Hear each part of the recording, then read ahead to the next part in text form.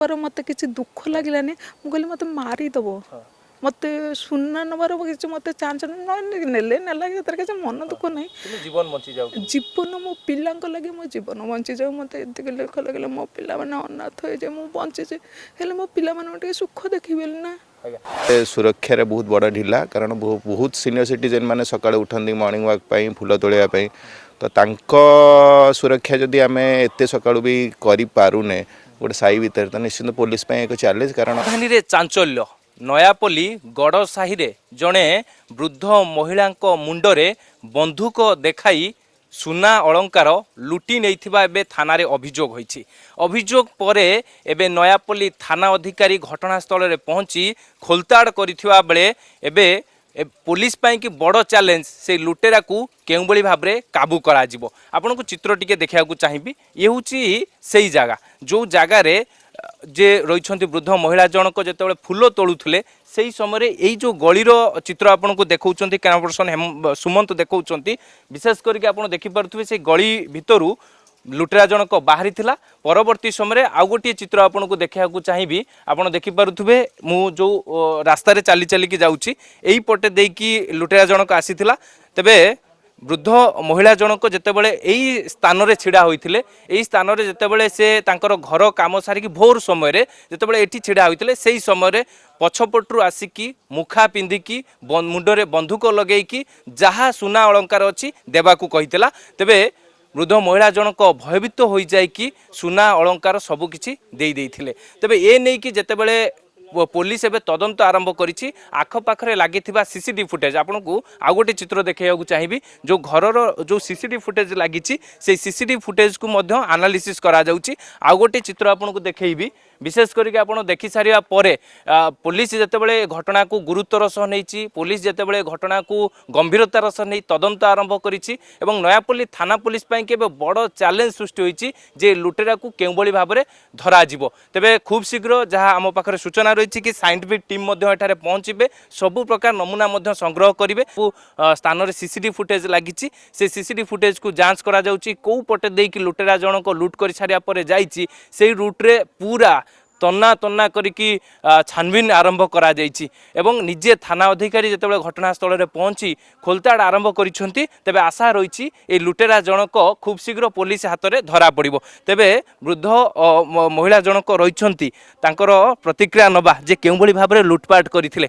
मौसी आपण ठारू जानिया चाहिए आपण जेते आपण बेकरे बंधुक लगे लुटपाट करिछि लुटेरा जनक कौन केते बेलर घटना केमिति लुटपाट कला से लुटेरा 5:30 पर जो पावर कट कटु ये जो रोड लाइट काटुनी कि सेही टाइम रे मु सकाळू उठीची फूल टिके तोलिली फूल तोलिक आसला पर झाड़ा लगला झाड़ा कली तापर आसी झाड़ू कली झाड़ू कर सारी के घर को फेरिली से बाटे कौन है घर दुआर मुहर कि सी कौन कर बंधुक एमती लगेदेला बंधुक लगे मत कहला सुना दे सुना मुझे कानर हलटा थिला आउ सब किणार पिंधि मुझे कानर हलटा खोलिक देदेली मत डर लगुच कानर ये जो बंधुक लगे काले मो बंधुक टिपिदेव कि सेठू कानर हलटा देदेली सी चूड़ी की जमी देखीदेला दे तक मुझे एटा किणार दे दे कहीकि पुणी बंधुक आउ टे आगू को नहीं गला बापा मुझे कौन कली हाथ रू खोलिक देदेली देकर मोर तो दिह मुंड जो कौन हो गला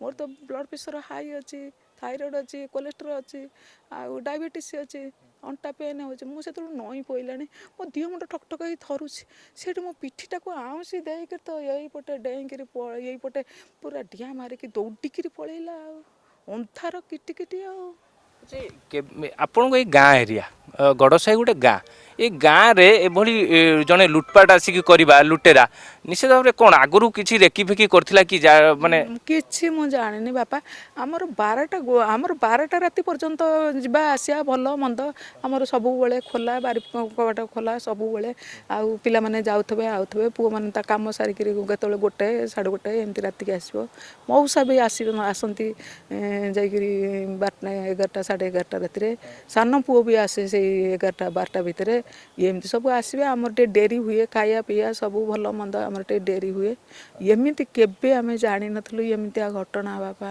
ଆପଣଙ୍କ ମୁଣ୍ଡରେ ଯେତେବେଳେ ବନ୍ଧୁକ ଲଗାଇଦେଲା ନିଶ୍ଚିତ ଭାବରେ ଗୋଟେ ଭୟର ମାନେ ସୁନା ନେବାର ମୋତେ କିଛି ଦୁଃଖ ଲାଗିଲାନି। ମୁଁ କହିଲି ମୋତେ ମାରିଦେବ, ମୋତେ ସୁନା ନେବାର କିଛି ମୋତେ ଚାନ୍ସ ନେଲେ ନେଲା ସେଥିରେ କିଛି ମନ ଦୁଃଖ ନାହିଁ।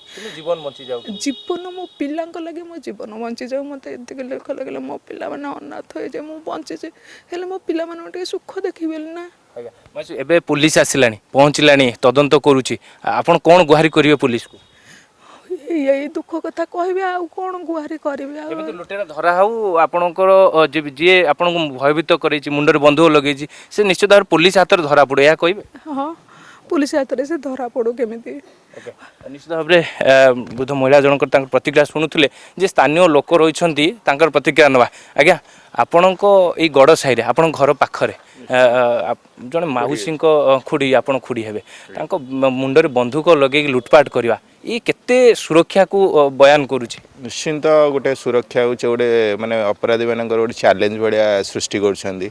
ଯଦି ଗୋଟେ ଗାଁ ଭିତରେ ଗୋଟେ ସାହି ଭିତରେ ଆମେ ସୁରକ୍ଷିତ ନାହୁଁ, ଏତେ ପାଖାପାଖି ରହିକି ନିଜେ କୁଟୁମ୍ବ ଭଳି ଚଳିକି ଆମେ ଯଦି କାରଣ ମୋ ଘରେ ବି ତା ପଛପଟି, କାଲିକା ଡେଟ୍ରେ ମୋ ଘରେ ବହୁତ କମ୍ ଲୋକ, ଯେହେତୁ ମୋ ବାପା ବୋଉ ଚାଲି ଯାଇଛନ୍ତି, ମୁଁ ଏକୁଟିଆ ରହୁଛି। କାଲିକା ଡେଟ୍ରେ ସେମାନେ ଆମ ଘର ଭିତରେ ନ ପଶିବେ ବୋଲି କିଛି ମାନେ ନାହିଁ।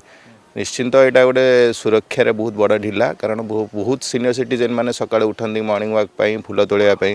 ତ ତାଙ୍କ ସୁରକ୍ଷା ଯଦି ଆମେ ଏତେ ସକାଳୁ ବି କରିପାରୁନେ ଗୋଟେ ସାହି ଭିତରେ, ତ ନିଶ୍ଚିନ୍ତ ପୋଲିସ ପାଇଁ ଏକ ଚ୍ୟାଲେଞ୍ଜ। କାରଣ ମୁଁ ଦେଖିବା ଭିତରେ ଗୋଟେ ନିଶାର ଆଡ଼ିକ୍ଟେଡ଼ ମାନେ ଲୋକମାନେ ହିଁ ବେଶୀ ପ୍ରାୟ ଏଇ ଘଟଣା ଘଟାଉଛନ୍ତି। କାରଣ ମୁଁ ଦେଖିବା ଭିତରେ ନିଶାର ପ୍ରାଦୁର୍ଭାବ୍ୟ ଯେଉଁ ଦିନଠୁ ବଢ଼ିଲାଣି, ଏଇଭଳିଆ ଚୋରି ଆଉ ଲୁଟପାଟଟା ଦିନକୁ ଦିନ ଆସ୍ତେ ଆସ୍ତେ ବହୁତ ବଢ଼ି ଚାଲିଲାଣି।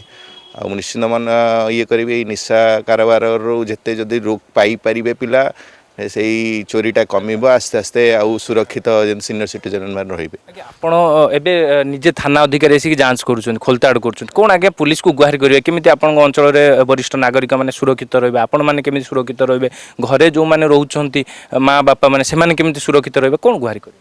ନିଶ୍ଚିତ ତାଙ୍କୁ ଗୁହାରି କରିବି। ପେଟ୍ରୋଲିଂ ବହୁତ, ଯେହେତୁ ସିନିୟର ସିଟିଜେନ୍ ମାନେ ସକାଳେ ମର୍ଣ୍ଣିଂ ୱାକ୍ ପାଇଁ କିମ୍ବା ଫୁଲ ତୋଳିବା ପାଇଁ ଯାଉଛନ୍ତି, ସେଇ ଟାଇମ୍ରେ ପେଟ୍ରୋଲିଂଟା ଟିକେ ବହୁତ କଡ଼ା, କାରଣ ସେଇ ଟାଇମ୍ରେ ହିଁ ବହୁତ ଲୋକଙ୍କ କାରଣ ସିଫ୍ଟ ସରିଯାଇଥାଏ, ଯେହେତୁ ପ୍ରାୟତଃ ପିସିଆର୍ ସାହି ଭିତରକୁ ପଶୁନାହିଁ, ମାନେ ବହୁତ ନିଶା ପ୍ରାଦୁର୍ଭାବ୍ୟ ବଢ଼ି ଚାଲିଛି। ତ ସେମାନଙ୍କୁ କାବୁ କରିବା ପାଇଁ ସେମାନେ ପେଟ୍ରୋଲିଂକୁ ବହୁତ କଡ଼ାକଡ଼ି କରନ୍ତୁ।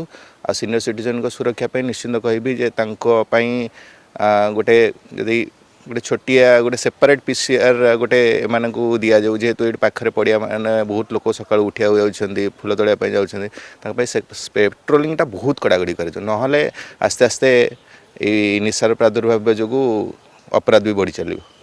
ନିଶ୍ଚିତ ଭାବରେ ସ୍ଥାନୀୟ ଲୋକେ ରହିଛନ୍ତି ଯାହାଙ୍କ ମୁଣ୍ଡରେ ବନ୍ଧୁକ ଲଗେଇକି ଲୁଟପାଟ କରୁଛନ୍ତି, ତାଙ୍କର ମଧ୍ୟ ପ୍ରତିକ୍ରିୟା ଶୁଣୁଥିଲେ। ତେବେ ପୋଲିସ କେଉଁଭଳି ଭାବରେ ଲୁଟେରାକୁ କାବୁ କରୁଛି ଏବଂ କେଉଁଭଳି ଭାବରେ ବରିଷ୍ଠ ନାଗରିକ ଏବଂ ନୟାପଲ୍ଲୀ ଗଡ଼ସାହି ସମେତ ଯେଉଁମାନେ ବରିଷ୍ଠ ନାଗରିକ ରହିଛନ୍ତି ତା ସହିତ ଏହି ଅଞ୍ଚଳକୁ କେମିତି ସୁରକ୍ଷା ଯୋଗାଉଛି, ତା ସହିତ ସମସ୍ତେ ଅପିଲ କରିଛନ୍ତି ଯେମିତି ଭୋର ସମୟରେ ପାଟ୍ରୋଲିଂ ବ୍ୟବସ୍ଥାକୁ ଟିକେ କେମିତି କଡ଼ାକଡ଼ି କରାଯାଉ, ଯେଉଁଥିପାଇଁ କି ଏ ଅଞ୍ଚଳବାସୀ ସୁରକ୍ଷାର ସହିତ ରହିପାରିବେ। ଭୁବନେଶ୍ୱରରୁ କ୍ୟାମେରା ପର୍ସନ ସୁମନ୍ତଙ୍କ ସହ ସ୍ନିଗ୍ଧ ଚନ୍ଦନ ଦାସ, ଅର୍ଗସ୍ ନ୍ୟୁଜ୍। जदि आपंक आम भिडी भल लगा तेब आम चैनल को लाइक, शेयर और सब्सक्राइब करने को जमा भी भूलु नहीं।